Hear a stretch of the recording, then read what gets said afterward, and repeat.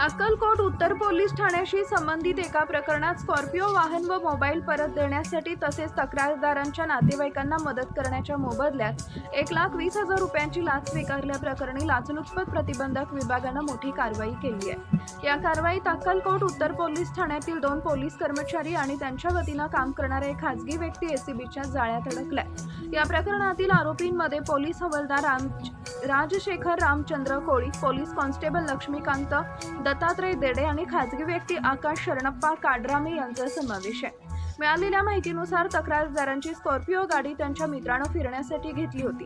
संबंधित वाहनाचा अक्कलकोट उत्तर पोलीस ठाण्यात दाखल असलेल्या एका गुन्ह्यात वापर झाल्याचा संशय व्यक्त करण्यात आला होता। त्यानंतर पोलिसांनी तक्रारदाराच्या लहान भावाचा मोबाईल आणि स्कॉर्पिओ वाहन ताब्यात घेतल्याचं सांगितलं जातं। तक्रारदाराच्या म्हणण्यानुसार त्याच्या वडिलांचे आणि काकांचे नाव गुन्ह्यात टाकून अटक करण्याची भीती दाखवण्यात आली। तसेच वाहन आणि मोबाईल परत मिळवून देण्यासाठी व नातेवाईकांना मदत करण्याच्या बदल्यात सुरुवातीला 1,40,000 रुपयांची मागणी करण्यात आली।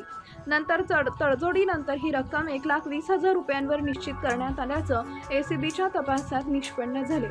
एसीबीनं 15 जून रोजी तक्रारीची पडताळणी केली असता लाचेच्या मागणीची पुष्टी झाली। त्यानंतर त्याच दिवशी सापळा रचण्यात आला।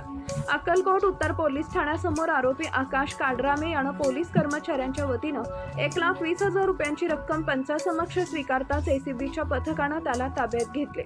या प्रकरणात संबंधित पोलीस कर्मचाऱ्यांविरुद्धही गुन्हा दाखल करण्याची प्रक्रिया सुरू करण्यात आली आहे।